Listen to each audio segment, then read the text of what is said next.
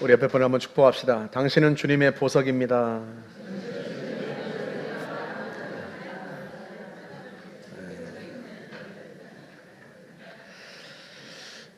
영화를 보면 길을 잃은 사람들이 한 곳을 빙빙 돌지 않습니까? 왔던 데를 또 오고 왔던 데를 또 오고.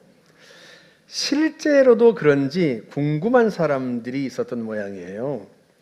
막스 플랑크 생물학적 인공두뇌학 연구소라는 곳에서 그에 관한 실험을 했습니다. 실험 참가자들을 모집해가지고 그들을 울창한 숲으로 데리고 갔습니다. 그리고는 간단한 지시 하나만 내렸어요. 직선으로 걸어가십시오. 반듯하게 직선으로 걸어가십시오. 물론 숲속에는 방향을 가리키는 안내판이나 이정표 같은 것은 전혀 없었습니다. 그러니까 자신의 방향 감각 하나만 의존해서 참가자들은 똑바로 걸으려는 의지와 그 감각 하나만 의존해서 가야 하는 거죠. 실험이 끝난 뒤에 참가자들은 자신들이 결코 직선을 벗어나지 않았다고 그렇게 확신을 했습니다. 그런데요, GPS를 추적해 보니까 한 사람도 예외 없이 다 지름 20m의 원 그 내에서 계속 빙빙 돌았습니다. 우리 사진 한번 보여주시겠어요? 이런 식인 거죠. 이 지름이 20m도 넘어가지 않아요. 직선으로 걷는다고 했지만 직선으로 100m도 가지 못하고요, 심지어 50m도 가지 못하고요, 그저 이 지름이 20m 안에서 계속 빙빙 돌았던 거죠. 방향을 지시해주는 이정표 같은 게 없으면 사람들은 실제로 원을 그리면서 계속 빙빙 돈다. 이게 정말로 실험으로 밝혀진 겁니다. 왜 그럴까? 가장 단순하게 추측해 본 원인은 사람들의 다리가 아마도 한쪽이 조금 길 거다. 한쪽이 좀 기니까 컴퍼스처럼 계속 걷다 보면 한쪽으로 계속 돌게 될 거다, 이렇게 생각을 했습니다. 그런데 같은 참가 한 사람을 가지고 여러 차례 실험을 해본 결과 그렇지 않다는 게 밝혀졌어요. 그가 어떤 때는 오른쪽으로 빙빙 돌고 어떤 때는 왼쪽으로 빙빙 돌고. 그러니까 다리가 한쪽이 짧은 거라면 사람들이 보통 그렇다면 한쪽 방향으로만 계속 돌 텐데 그게 아니었던 거죠. 끝내 원인은 밝혀내지 못했습니다. 다만 한 가지 사실은 명확해졌어요. 명확한 방향이 없을 때 사람들은 직선으로 걷고 있다고 생각해도 언제나 원을 그리면서 방황하게 된다. 여러분, 몸의 방향 감각만 그럴까요? 우리 인생의 방향 감각도 그렇지 않을까요? 만약에 우리가 어느 방향으로 나아가야 되는지 가리켜주는 인생의 이정표 같은 게 없다면 어쩌면 우리는 계속해서 제자리를 빙빙 돌지 않겠는가, 인생이 방황하지 않겠는가 하는 거죠. 어떻습니까? 여러분이 나아갈 인생의 방향을 가리켜주는 이정표가 있습니까? 그 이정표가 가리키는 대로 나아가고자 하는 인생의 목표가 여러분들은 있습니까? 혹시 이 자리에 인생의 방향을 놓치고 계신 분이 있다면 오늘 말씀을 들으면서 길을 찾을 수 있기를 주님의 이름으로 축복합니다. 오늘이 사순절 6번째 설교, 마지막 설교인데요, 예수님께서는 십자가를 지기 위해서 예루살렘으로 올라가시는데 예루살렘 가까이 왔을 때 벳바게란 마을에 도착하시자 제자 둘을 보내시면서 명령을 하십니다. 오늘 본문 2절 말씀을 같이 한번 볼까요? 이르시되 너희는 맞은편 마을로 가라. 그리하면 곧 매인 나귀와 나귀 새끼가 함께 있는 것을 보리니 풀어 내게로 끌고 오라. 어미가 아니라 새끼 나귀를 풀어 끌고 오라는 겁니다. 마가복음에 의하면 한 번도 타보지 않은 나귀 새끼입니다. 여러분, 제자들이 이런 생각을 하지 않았겠습니까? 아니, 주님께서 예루살렘 성으로 드디어 들어가시는데 백마를 타고 개선장군처럼 위풍당당하게 멋지게 들어가셔야지, 하필이면 볼품없는 초라한 나귀를 타시다니, 그것도 새끼 나귀를. 그 모습을 상상만 해도 얼마나 기가 막힙니까? 아직 아무도 태워보지 않은 나귀 새끼가 목수 출신의 30대 건장한 남자를 태우고 얼마나 힘겹게, 얼마나 비틀거리면서 들어가겠냐는 말이죠. 그 위에 타고 계신 예수님의 모습은 또 얼마나 우스꽝스러워요. 근데 왜 예수님은 굳이 나귀 새끼를 타고 예루살렘 성으로 들어가시려고 할까? 그 이유를 4절 5절에서 밝혔는데요, 볼까요? 이는 선지자를 통하여 하신 말씀을 이루려 하심이라. 일러스되 시온 딸에게 이르기를 네 왕이 네게 임하나니 그는 겸손하여 나귀 곧 멍에 매는 짐승의 새끼를 탔도다 하라 하였느니라. 선지자를 통하여 하신 말씀, 이게 스가랴 선지자가 예언한 말씀인데요, 여러분 그 대목을 우리가 쉬운 성경으로 같이 한번 볼까요? 시온 백성아 기뻐하여라, 예루살렘 백성아 즐거이 외쳐라. 보라, 네 왕이 네게로 오신다. 그분은 의로우시며 구원하시는 왕이시다. 그분은 겸손하시어 나귀를 타신다. 나귀 새끼를 타고 오신다. 의로우시며 구원하는 왕이시라면 그 힘과 권세를 보여주기 위해서라도 백마를 타고 들어오실 법도 한데 어찌나 겸손하신지 나귀 새끼를 타고 들어올 거다. 그런데 예수님께서 그 선지자의 예언을 이루시려고, 다시 말하면 실제로 이 땅에 오신 메시아는 얼마나 겸손한지 나귀 새끼를 타고 들어오신다, 그 모습을 보여주시려고 실제 나귀 새끼를 불러오라는 거예요. 끌고 오라는 거예요. 사람들은 왕이 오신다고, 메시아가 들어오신다고, 예루살렘 성으로, 왕의 도성으로 들어오신다고 얼마나 난리가 났겠습니까? 자기 겉옷을 펴서 길에 깔고, 카피처럼 겉옷이 없는 사람들은 나뭇가지를 베어서 길에 깔고 이곳을 지뢰받고 오시옵소서, 그리고 환영하고 환호성을 질렀단 말이에요. 호산나, 구원하소서, 그런 뜻이에요. 주의 이름으로 오시는 이여, 이스라엘의 왕이시여, 환호하고 난리가 났는데요, 막상 오시는 걸 보니까 조그마한 새끼 나귀를 타고 뒤뚱뒤뚱거리면서 들어오시는 거예요. 여러분, 그 예수님의 모습이 얼마나 우스꽝스러워요. 아마도 아이들은 웃음을 터뜨렸을 거예요. 엄마, 저분 누구셔? 되게 웃기다, 저분. 뭐 그러지 않았겠습니까? 여러분, 벤허 영화를 다 보셨어요? 보신 분들은 기억나시겠지만 벤허 가문이 왜 하루아침에 몰락하죠? 신임 총독이 예루살렘 성으로 입성하는데 그 행렬이 대단하단 말이죠. 그걸 구경하려고 벤허와 여동생이 지붕 옥상에 올라가 가지고 구경하다가 이 옥상이 낡다 보니까 잘못해서 팔을 이렇게 댔는데, 여동생이 댔는데 기왓장이 그냥 떨어지고 말았습니다. 거기에 말이 놀라서 뛰니까 총독이 말에서 떨어졌어요. 그 순간 어떤 일이 벌어져요? 군인들이 벤허의 집으로 들이닥치고 벤허를 잡아 끌고 가고요, 노예선으로 보내버립니다. 벤허의 어머니와 여동생은 지하 감옥으로 던져버리고요. 감히 총독이 성에 들어오시는데 총독을 우습게 만들어, 그리고는 한 집안을 몰살해버린 거예요. 여러분, 그게 그 당시 세상에서 일어났던 일입니다. 그런데 만왕의 왕으로 오시는 우리 주님은, 메시아이신 우리 주님은 얼마나 겸손하신지요. 모두가 긴장하는 게 아니라 모두가 웃고 즐거워할 수 있도록 아예 처음부터 나귀 새끼를 타고 우스꽝스러운 모습으로 들어오시는 거예요. 그만큼 겸손하시다, 그런 의미예요. 여러분, 이상하지 않습니까?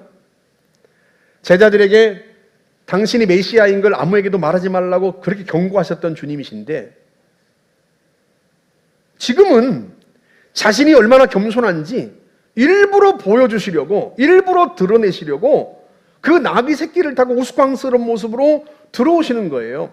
그만큼 주님은 자신이 얼마나 겸손한지를 보여주고 싶은 거예요. 제자들에게 그걸 보여주고 싶은 거예요. 너희들이 왕으로 추켜 세워오는 나, 너희가 메시아라고 추켜 세우는 나는 겸손한 왕이다. 그러니 너희가 나를 따른다면 너희도 겸손하여라.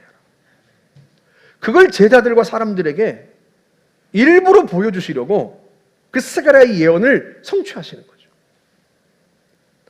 여러분, 실제로 마태복음 11장 28절 한번 보세요. 수고하고 무거운 짐진 자들아 다 내게로 오라. 내가 너희를 쉬게 하리라. 나는 마음이 온유하고 겸손하니 나의 멍에를 메고 내게 배우라. 그리하면 너희 마음이 쉼을 얻으리니. 예수님께서 자신에게 배우라고 한 것은 이 대목이 유일합니다. 나는 마음이 온유하고 겸손하니 나의 멍에를 메고 내게 배워라. 멍에는 누가 매죠? 나귀나 소가 매죠.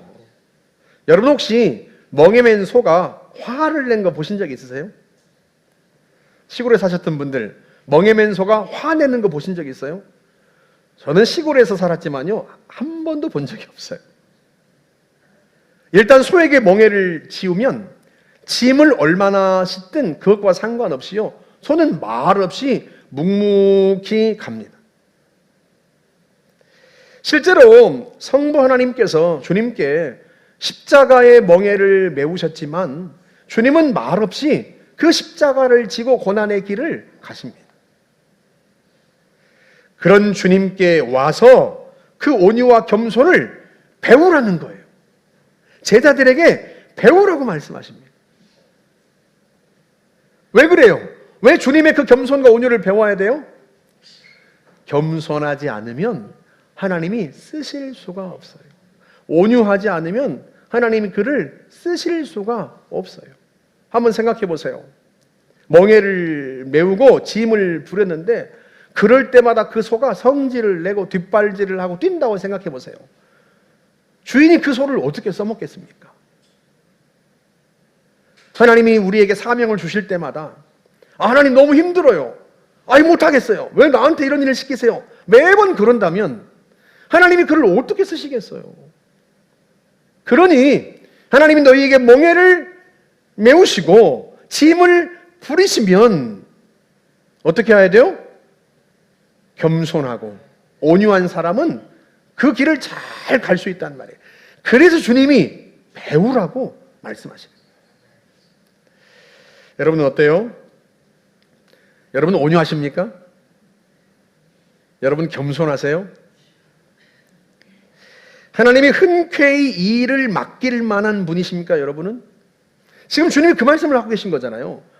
하나님이 마음껏 쓰실 만한 사람이 되어야 한다. 그러니 나한테 와서 배워라. 주님 말씀하신 거잖아요. 일부러 나귀를 타고 들어가시면서 보여주시는 거잖아요. 여러분, 하나님이 흔쾌히 일을 맡길 만한 분이세요? 이렇게 쉽게 한번 물어볼까요? 여러분은 누군가가 일을 부탁하기에 쉬운 분이세요? 어려운 분이세요? 김 집사님한테 부탁해볼까? 아니야. 한 번도 그냥 들어준 적이 없어. 얼마나 투덜거리고 왜 또 자기한테 부탁하냐고 바빠 죽겠는데 설득하면 들어주긴 하지만 그때마다 내가 얼마나 피곤한지 두 번 다시 부탁하고 싶지 않아. 최 집사한테 부탁해볼까? 하긴 최 집사님은 내가 마음 편하게 부탁할 수 있는 분이지. 여러분 어느 쪽이세요? 목사님, 사람들이 저를 쉽게 보면 되겠습니까? 그러면 맨날 나한테 일 시킬 거 아닙니까? 안 됩니다. 걱정하지 마세요. 안 시켜요. 부담스러워도 안 시켜요. 부담스러워서라도. 예수님이 지목한 그 나귀 주인을 한번 생각해 보세요. 그 나귀 주인이 만만해서 예수님께서 그 나귀를 끌고 오라고 하셨겠습니까? 여러분 그 대목을 다시 한번 볼까요? 우리 3절 말씀. 만일 누가 무슨 말을 하거든 주가 쓰시겠다 하라. 그리하면 즉시 보내리라 하시니. 나귀를 풀어 끌고 오려는데 누가 무슨 말을 하거든 누가 하겠습니까? 나귀 주인이. 그러면 주님이 쓰시겠다 한마디 해라. 그러면 즉시 보낼 거다. 여러분, 나귀 주인의 입장에서 보면 얼마나 걱정이 많아요. 얼마나 신경이 쓰여요. 어미도 아니고요, 새끼입니다. 한 번도 짐을 부려보지 않은 새끼 나귀입니다. 그러니 사람을 태우려는지 짐을 부리려는지, 짐의 무게가 무거운지 가벼운지, 몇 시간이나 짐을 부리려는지 얼마나 신경이 쓰이겠어요. 그런데 주님이 쓰시겠다 그 한마디 하면 아무것도 묻지 않는다는 거예요. 그냥 즉시 보낸다는 거예요. 즉시. 이게 무슨 말이에요? 여러분, 그와 주님의 관계를 우리가 쉽게 추측해 볼 수 있지 않습니까? 그는 주님께 헌신적인 사람이다. 주님은 그를 믿는다. 주님은 그에게 편하게 부탁하실 수 있다. 언제라도 주님이 말씀하시면 그는 항상 준비되어 있다. 주님이 믿을 만하니까 그 사람에게 부탁하시는 거고요. 주님이 편하게 부탁하실 만한 거니까 하나니까 그에게 부탁하시는 거예요. 그는 또 주님을 철저히 신뢰하고 헌신적이니까 주님이 말씀하시면 그냥 보내는 거예요. 여러분, 이게 얼마나 영광스러운 관계예요. 한번 생각해 보세요. 주님이 쓰시겠다고 하면 두말하지 않습니다. 주님이 그걸 알아서 그가 너무 편안해요. 그에게 뭔가를 부탁하기가 너무 좋아요. 그냥 주님이 쓰신다 하면 묻지 않아요. 따지지 않습니다. 그냥 순종합니다. 그래서 주님이 이 사람을 쓰시는 거예요. 메시아가 얼마나 겸손한 왕인지를 보여주시려는 그 중요한 일에 이 사람을 쓰시는 이유가 거기 있어요. 저는 이 대목을 읽을 때마다 얼마나 감동이 되는지, 이게 얼마나 영광스러워요. 저는 주님이 저에게 작은 교회를 살리고 한국 교회를 일으켜라 하는 비전을 주셨을 때요, 얼마나 제가 감격이 되고 얼마나 감사한지 막 춤을 추고 싶더라고요. 제가 실제는 집에서 막 추거든요. 춤을 추거든요. 제 아내가 저한테 아니 교회에서도 그렇게 좀 춤을 춰보세요. 그러면 교회가 부흥할 겁니다. 그래서 내가 아니 무슨 목사가 춤을 춰야 교회가 부흥을 하나. 근데 제가 집에서 막 춤을 추거든요. 이야, 정말로 그렇게 말씀하시는데요, 교회에 있었는데 제가 춤을 추고 싶더라고요. 한번 생각해 보세요. 작은 교회를 살리고 한국 교회를 세워라. 그 이야기를 우리 교회가 커서도 아니고 우리 교회에 부자들이 많아서도 아니고 우리 교회는 작은 교회고 우리 교회는 다 평범한 소시민들밖에 없는데 그런 우리에게 말씀하시다니. 왜 말씀하시겠어요? 편하니까. 편하니까. 불편하시면 말씀하시겠어요? 제가 작은 교회를 살리는 일에 대해 이 말씀을 드렸더니 어느 원로 목사님이 들으시곤 본인 교회에 가서 부임한 목사에게, 담임 목사에게 이야기를 했어요. 은퇴하신 지 3년 되셨는데 내가 가서 들어보니까 어느 젊은 목사가 교회도 그렇게 크지 않은데 성도들을 파송해서 작은 교회를 살리려고 하더라. 나중에는 큰 교회들을 설득하겠다고 하더라. 어떠냐?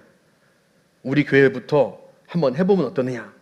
그랬더니요, 그 담임 목사님이 하신 말씀이, 목사님, 성도를 작은 교회에 파송하려면 헌신된 성도를 파송해야 그 교회도 도움이 되는데 그런 헌신된 성도들은 우리도 필요합니다. 그런 헌신된 성도를 다 보내면 우리는 어떻게 됩니까? 교인이 몇 명이에요? 1,500명. 그런데도 흔쾌히 대답을 못해. 그래서 그 원로 목사님이 알았다. 그러고 그만두셨대. 저는요, 주님이 저한테 말씀하셨을 때 너무 감격스럽기도 하고, 주님이 나와 우리 성도들을 이렇게 편안하게 생각하시다니. 주님이 쓰시겠다 하면 즉시 보내리라. 우리를 그렇게 보신 거잖아요. 우리를 그렇게 믿어주신 거잖아요. 한편으로는 슬프기도 해. 큰 교회가 얼마나 많고 돈 있는 사람들이 얼마나 많은데 그들에게 말씀하시는 게 그렇게 힘들어서 구구절절 설명해야 되고 구구절절 부탁해야 되는 게 너무 힘들어서 나한테 말씀하셨을까? 그게 너무 마음이 아프기도 하고 한편으로는 우리 성도들을 그렇게 봐주는 게 너무 감사하기도 하고. 지난주 중에 목요일 날 작은 교회 목사님들을 만나가지고 이야기하다가 그 중에 한 분한테 그렇게 말씀드렸어요. 우리 교회 옆에 개척하세요. 이분이 교회를 개척했는데요. 교회가 부흥을 안 해. 끝내 그 월세를 감당하지 못하고 교회를 문을 닫았어요. 그리고 그나마 몇 명 나오던 성도들은 다 파송하고 집에 계셔. 집에서 가족들하고 예배드려요. 제가 그분에게 말씀드렸어요. 다시 마음을 새롭게 하고 마음을 강건하게 해서 개척하게 되면 우리 교회 옆으로 와라. 내가 도와주겠다. 우리 성도들이 돕겠다. 그분하고 나하고 무슨 차이가 있겠습니까? 제가 그분보다 무슨 대단한 능력이 있어서 그분은 부흥하지 못한 교회를 제가 부흥시켰겠습니까? 그렇지 않아요. 무슨 이유인지는 모르지만 그분에겐 성도를 하나님이 붙여주시지 않았고 저한테는 성도들을 붙여주셨고 그분의 교회는 끝내 그렇게 됐지만 우리 교회는 그래도 계속 부흥해가고 있어요. 그게 목사의 능력의 차이겠습니까? 저는 그렇게 생각하지 않습니다. 이유는 알 수 없지만 한 사람에게는 하나님이 힘을 주셨고 한 사람에게서는 하나님이 힘을 빼셨어요. 그럼 어떻게 해야 되겠어요? 하나님께 힘을 받은 사람이 하나님이 힘을 뺀 사람에게 가서 그 힘을 나누어 주고 같이 손을 잡고 함께 교회를 세우고 교회를 일으켜야 하지 않겠나. 그게 주님께서 우리에게 말씀하시는 것 아니겠습니까? 여러분이 부모니까 다 한번 생각해 보세요. 저도 자식이 셋이지만요, 자식들의 능력이 다 천차만별이야. 한 뱃속에서 나왔는데요, 다 달라. 성향이 다르고 기질이 다르고 성품이 다르고 재능이 다르고 다 달라요. 어떤 자식은 돈도 많이 벌고 큰 사업도 하고, 근데 어떤 자식은 그렇게 돈 안 되는 일만 해. 그럼 부모 마음에 무슨 생각이 들겠어요? 그래도 돈 잘 버는 자식이 그 형제에게 좀 도와주면 어떨까?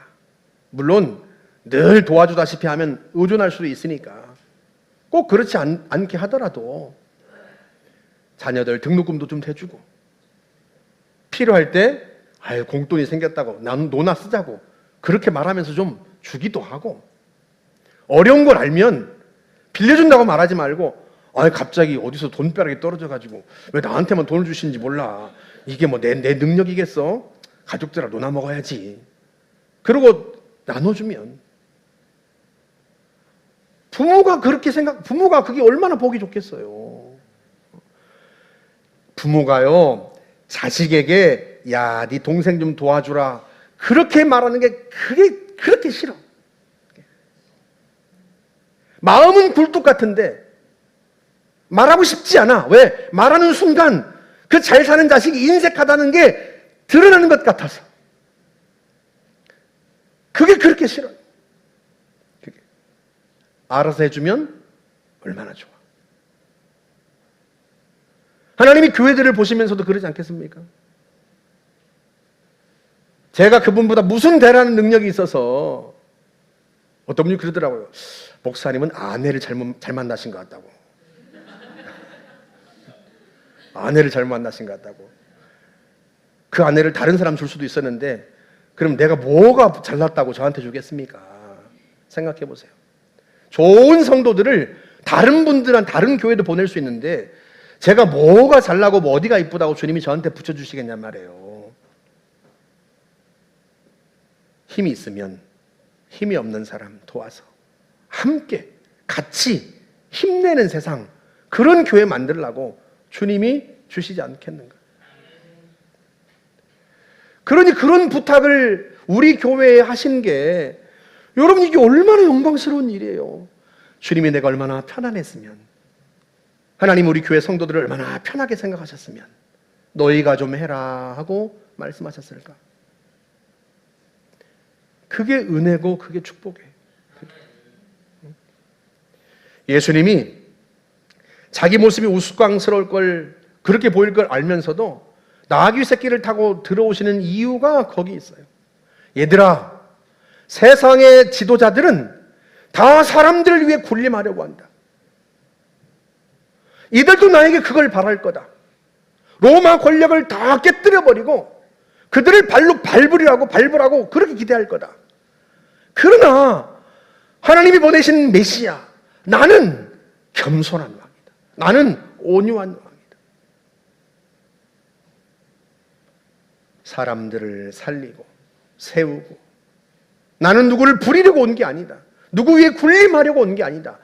내 목숨을 속죄의 제물로 드리려고 온 것이다. 그걸 보여주시려고 그 나귀 새끼를 타고 자신이 얼마나 겸손한지, 얼마나 성부 하나님께서 쓰시기 편한 사람인지 그걸 보여주시려고 일부러 우스꽝스러운 모습으로 예루살렘 성에 들어오시는 거예요. 다시 말하면 주님은 그 스스로 우리에게 이정표가 되어주신 겁니다. 얘들아, 내게 와서 배워라. 겸손하여라. 온유하여라. 용서하고 사랑하여라. 섬겨라. 스스로 이정표가 되어주시고요. 그리고 그 자신이 스스로 목표가 되신 거예요. 너희가 나를 따른다고 하니 나처럼 되어라. 나 같은 지도자가 되어라. 그걸 보여주시는 거예요. 그걸.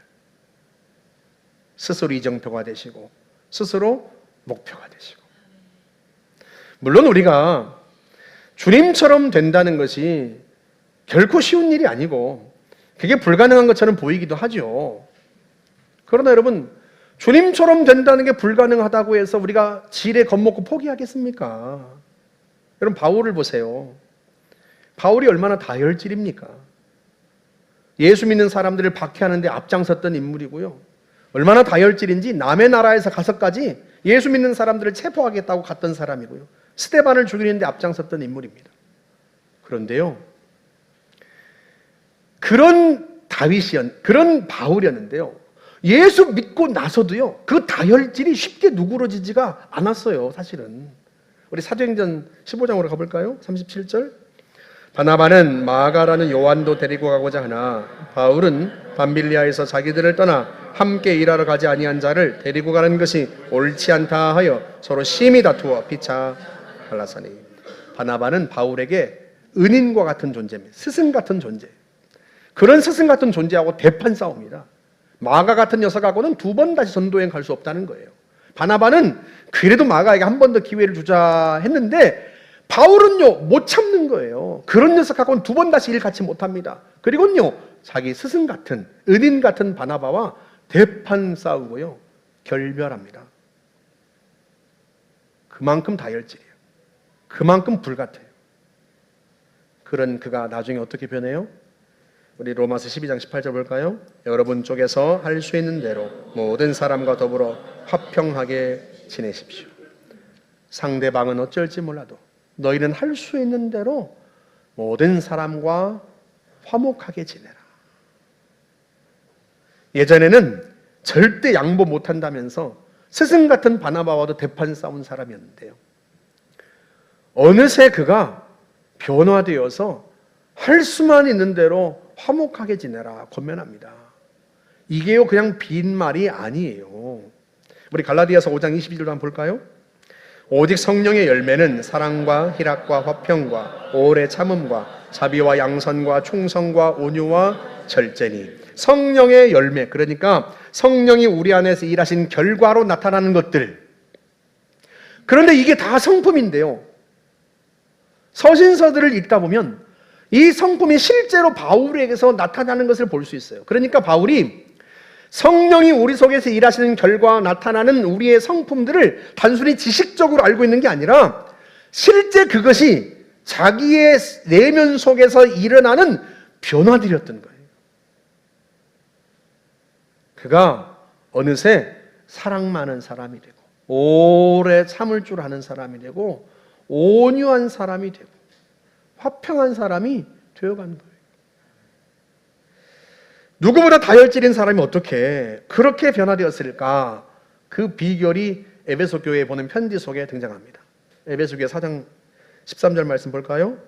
우리가 다 하나님의 아들을 믿는 것과 아는 일에 하나가 되어 온전한 사람을 이루어 이르리니, 그가요 자신만이 아니라 모든 성도들이 그리스도의 장성한 분량의 충만까지 이르게 될 거다라고 이야기하는 거예요. 그리스도의 분량, 이렇게 말해도 금방 이해가 됩니다.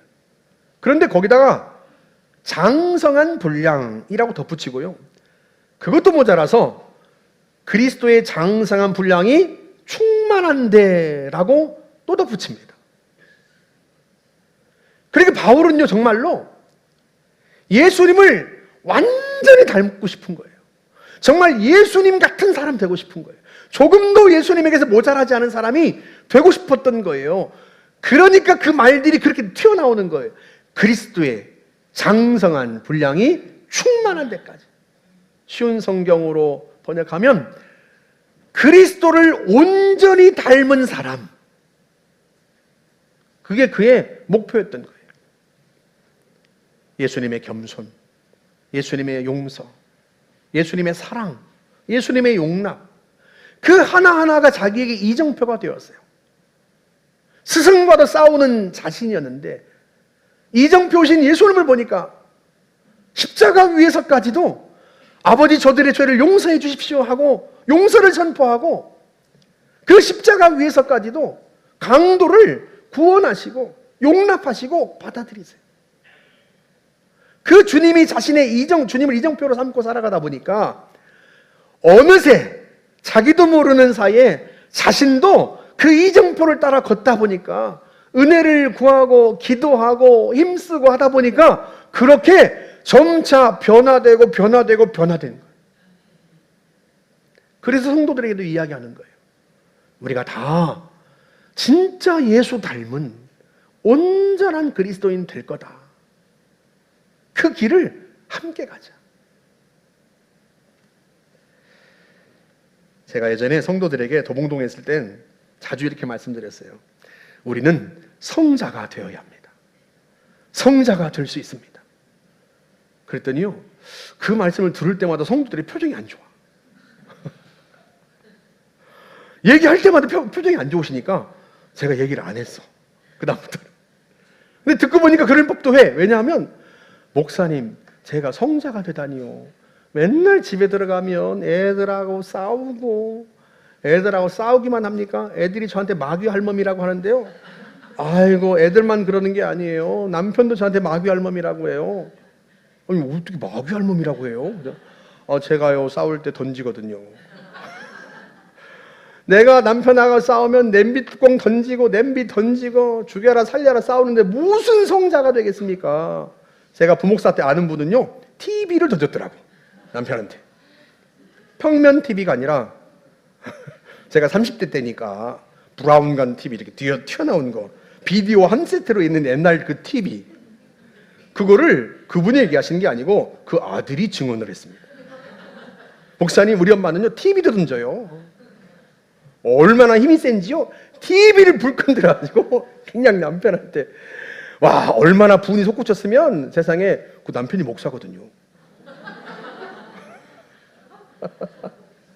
사모님이 그런 거예요. 사모님이 불끈 화가 나서 TV를 들어가지고 그냥 남편한테 던져. TV가 와장창 깨지고 그걸 아들이 와, 목사님, 우리 엄마는요 힘이 넘쳐요. 그런데 무슨 성자가 됩니까? 무슨 성자가 될 수 있어요? 될 수 있다고 말합니까? 사랑하는 성도 여러분, 지금 여러분의 모습이 어떤지는 상관없어요. 주님이 우리를 어떻게 바꿔 가실지를 우리가 생각하는 거예요. 우리가 인생길을 가면서 곳곳에 세워놓으신 그 이정표를 우리가 보는 거예요. 왜 주님이 내게 와서 배워라, 나는 겸손하다, 나는 온유하다, 왜 계속 이정표를 세워놓으시겠어요? 왜 주님이 십자가 위에서 아버지 저들을 용서해 주십시오 하고 말씀하시겠어요? 왜 주님이 나귀를 타고 들어가시겠어요? 그 하나하나 이정표를 왜 제자들 앞에 세워놓으시겠어요? 그걸 보고 따라오너라. 그 이정표를 보고 주님을 따라가는 거예요. 그리고 마침내 이정표신 주님이 우리의 목표도 되시는 거예요. 그 완전하신 예수, 그분 닮아야겠다. 내가 주님 날아가는 순간까지, 주님이 내 인생을 얼마나 주셨는지 모르지만 그 순간까지 내가 예수님 닮아가고 주님이 세워놓으신 이정표 바라보면서 주님처럼 겸손하려고 힘쓰고 주님처럼 온유하기를 힘쓰고 안 되고 힘들 때마다 은혜를 구하고 도와달라고 주 앞에 엎드리고 용서하겠다고 선포하고 용서할 수 있게 해달라고 기도하고 주님처럼 용서할 수 있기를 원합니다. 주님처럼 사랑할 수 있기를 원합니다. 주님처럼 품을 수 있기를 원합니다. 주님 저를 도와주십시오. 그렇게 예수님 바라보고 가면 우리 힘으로는 안 되는 것들 주님이 어느새 주님 닮은 모습으로 우리를 변화시키고 바울처럼 그렇게 주님이 우리를 아름다운 예수 닮은 사람 만드시지 않겠는가? 할렐루야. 할렐루야. 제가 설교를 준비하면서 내가 주님이 세워놓으신 그 이정표 하나하나 내가 얼마만큼 주님을 따라가고 있을까 확인해 봤더니요, 아직 멀었지만 그래도 부지런히 그래도 조금씩 따라가고 있어서 참 대견하다. 저 자신이 그런 생각이 들었어요. 옛날엔 내가 엄청 교만했던 사람인데 그래도 많이 겸손해졌네 그나마. 그러니까 주님이 나한테 야, 네가 그래도 말하기 제일 편하다. 네가 좀 해라. 니네 성도들이 좀 해라. 그렇게 말씀하지 않았을까. 그런데 그나마 다른 것들은 조금씩 그래도 뒤따라가고 있는데 안 하고 있는 게 하나 있더라고요. 그게 뭔가? 전도. 그걸 본인이 얘기하시면 어떡해. 다 알고 있습니다 목사님. 그런 것 같잖아 꼭. 우리 마가복음 1장 38절 한번 읽어볼까요?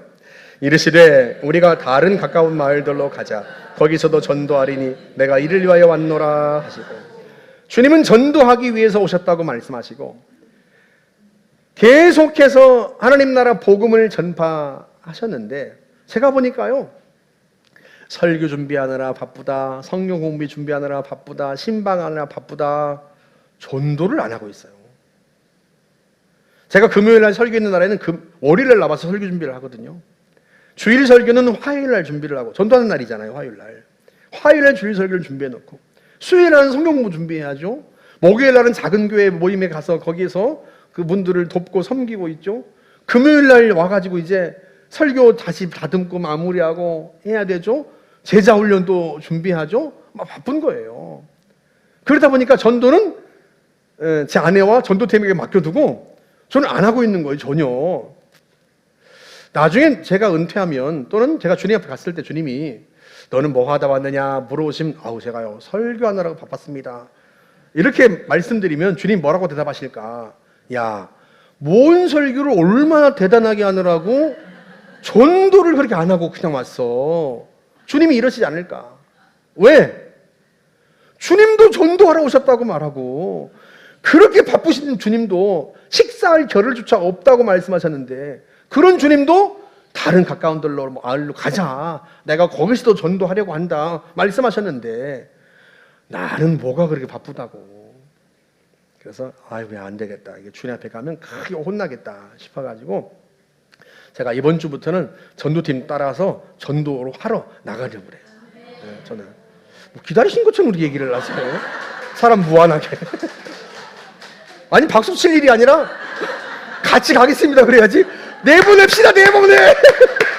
아니 뭐 이러신 것 같아. 뭘 고개를 또 끄덕여요 또.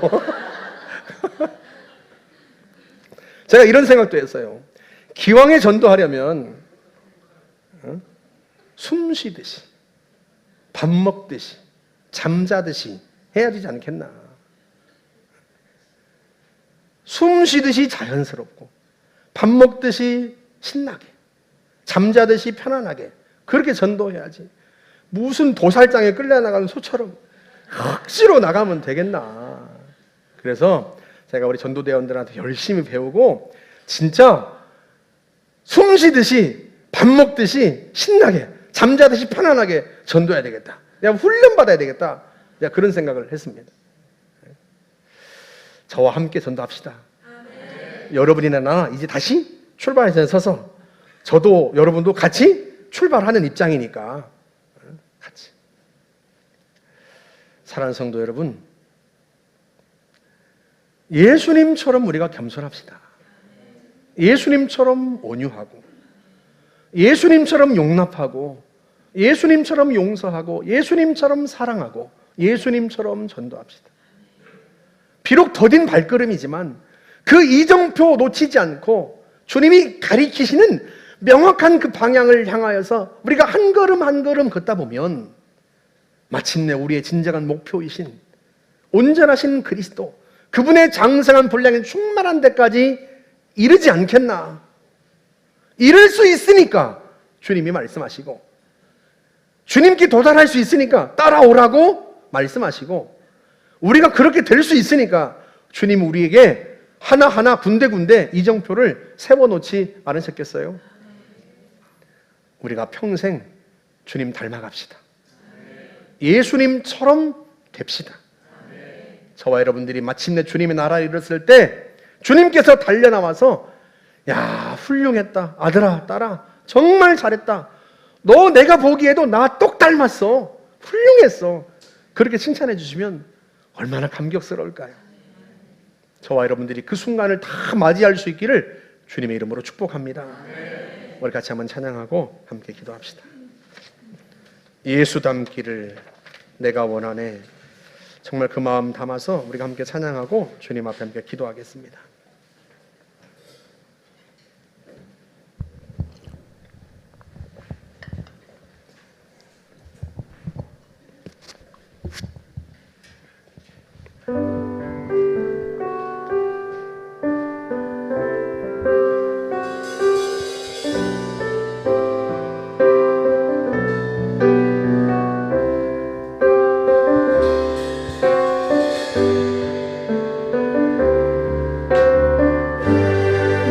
삶의 소망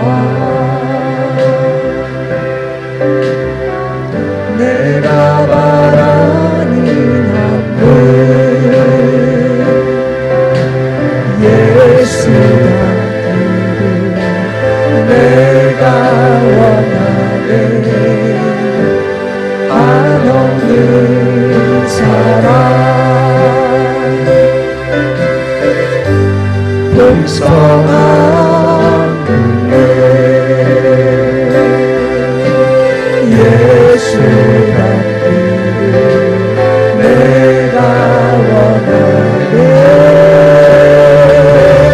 예수 닮기를 예수 닮기를 예수만 높이길 내가 원하네.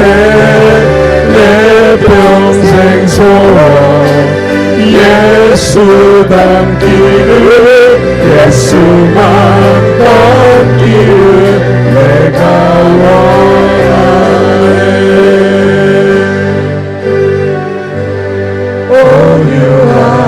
온유하시고 겸손하신 성품 예수 닮기를 내가 원하네. 자비하시고 위로자 되신 주 예수 닮기를 내가 원하네. 예수 닮기를 예수 닮기를 예수만 높이길 내가 원하네. 내 평생 소원 예수 닮기를 예수만 닮기를 내가 원하네. 대신 예수 새롭게 하시네 연약한 내 영혼 온전하게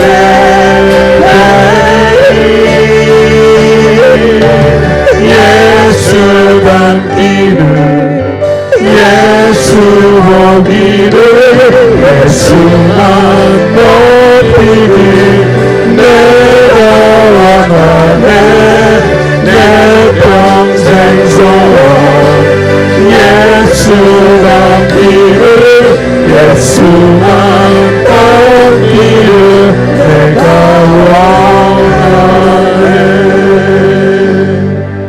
우리 이 시간 같이 한번 기도합시다. 주님처럼 겸손하고 주님처럼 온유하게 되기 원합니다. 주님처럼 용납하고 주님처럼 용서하고 주님처럼 품고 주님처럼 사랑하기 원합니다. 주님처럼 전도하기 원합니다. 도와주십시오. 힘껏 따라가겠습니다. 가르치시는 대로 가르쳐 주시는 대로 힘껏 따라가겠습니다. 목표이신 주님을 놓치지 않고 가겠습니다. 도와주십시오. 예수님 닮게 해주십시오. 우리 같이 한번 함께 기도하겠습니다. 자비로우신 하나님 아버지, 하나님 저희들을 도와주시기를 바랍니다. 주님이 곳곳에 세워놓으신 그 이정표 바라보면서 따라갑니다. 나를 따라오너라 말씀하신 주님, 우리가 주님처럼 겸손한 사람이 되기를 원합니다. 주님처럼 온유한 사람이 되기를 원합니다. 하나님 언제라도 쓰시게 바라는 사람이 될 수 있기를 원합니다. 하나님 아버지, 말씀하시면 언제라도 순종할 수 있는 사람, 주님처럼 순종하는 사람 되기를 원합니다. 하나님 아버지, 주님처럼 용서하기를 원하고 주님처럼 용납하기를 원하고 주님처럼 사랑하기를 원하고 주님처럼 낮아지기를 원하고 주님처럼 겸손하기를 원합니다. 하나님 아버지, 우리가 부족합니다. 나약합니다. 연약합니다. 하나님 주님 다시 주님 따라가기를 없지만 믿음을 보고 하나님 아버지, 주님 이 앞에를 세워주셨사오니 예수를 부심을 입고하며 그들을 예수의 길을 예수가 뻗기를 주님의 나라의 이름을 하나님 아버지, 그 좋으신 주님 앞에서 정말로 주님 닮았다는 모습들을 주고 그런 말씀들을 주고 인도해 주시기를 바라고 원합니다. 성령님, 우리를 도와주시옵소서. 아버지 하나님, 포기하지 않습니다. 절단별 하나님 아버지, 물러서지 않습니다. 주님 닮아가는 길 힘들거리 어렵지라도 하나님 아버지, 주님이 세우는 이정표 따라 하나님 더대지라고 따라가겠사오니 도와주시고 역사하여 주시기를 바라고 원합니다. 주옵소서. 예수 닮게 하시고 주님 닮은 사람 되어 많은 사람을 살리고 세우는 자 되게 해주시기를 간절히 바라고 원합니다. 하나님 역사하여 주옵소서. 은혜를 베풀어 주옵소서. 성령님 우리 안에 충만하게 임하여 주시옵소서.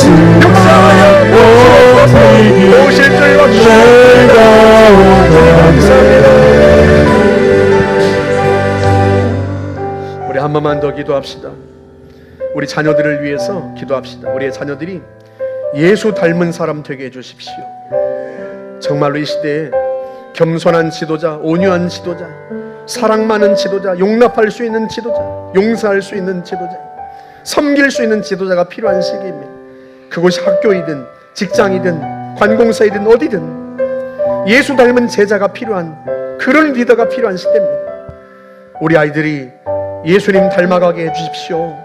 그래서 20년, 30년 후에 그가 어디에 서 있든 그 주변에 있는 많은 사람들을 살리고 회복시키는 자로 서게 해 주십시오. 사람들에게 존경받고 주님께 박수 받는 사람 되게 해주십시오. 함께 기도하고 우리 가족들, 배우자도 주님 변화시켜 주십시오.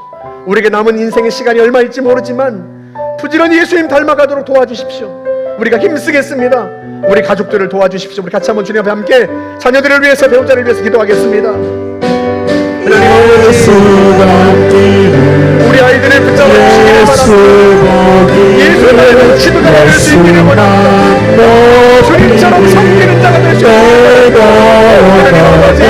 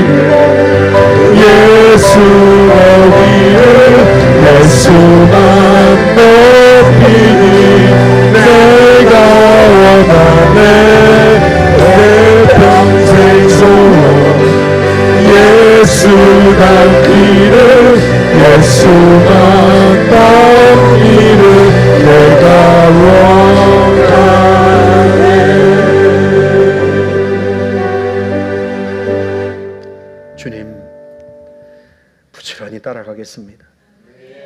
주님이 곳곳에 세워놓으신 그 이정표 보면서 주님처럼 겸손해지려고 힘쓰고, 주님처럼 온유해지려 힘쓰고, 주님처럼 용서하기를 힘쓰고, 주님처럼 품기를 힘쓰겠습니다. 주님처럼 용납하고 주님처럼 사랑하려고 애쓰겠습니다. 우리가 얼마나 부족하고 얼마나 속이 좁고 얼마나 무력한지 아시오니 하나님 우리를 도와주시옵소서. 우리가 포기하지 않겠습니다. 우리의 악한 모습 때문에, 우리의 교만한 모습 때문에, 우리의 무력한 모습 때문에 때로 낙심도 되지만 결단코 포기하지 않고 주님 따라오라 명령하시니 주님 바라보면서 주님 닮아가기를 힘쓰겠습니다. 하나님 저희들을 도와주시옵소서. 우리 아이들 하나님 아버지 20년 후에 30년 후에 정말 주님 닮은 사람 되어 있기를 간절히 소망하고 기도합니다. 하나님 아버지, 예수님처럼 겸손하고 온유한 지도자, 예수님처럼 용납하고 용서하는 지도자, 예수님처럼 품어안고 예수님처럼 살리는 지도자, 그런 지도자가 필요한 시기입니다. 하나님 아버지, 우리 아이들이 그런 지도자가 될 수 있기를 원합니다. 아이들이 하나님 20년 30년 후에 어디에 있든지 간에 학교든 직장이든 회사든 관공사든 어느 곳이든 그곳에서 하나님 그들이 예수 닮은 사람 되어서 거기에는 많은 사람들이 우리 아이들 때문에 살아나게 하시고 회복되게 하시고 구원받게 하시기를 원합니다. 전능하신 하나님, 우리가 우리 아이들 앞에서 주님 닮아가는 모습 보이겠습니다. 그러하오니 우리 아이들이 정말로 예수님 닮은 사람 될 수 있도록 하나님 이끄시고 인도하여 주시옵소서. 좋으신 아버지, 우리에게 따라오라 말씀하시니 감사합니다. 그리스도의 장성한 분량이 충만한데 이를 것이다 라고 말씀해 주시니 감사합니다. 우리가 반드시 그렇게 될 줄로 믿습니다. 주님이 함께 하시기에, 주님이 도우시기에, 이끄시기에 포기하지 않고 따라가면 그리 될 줄 알아 하나님 다시 힘을 냅니다.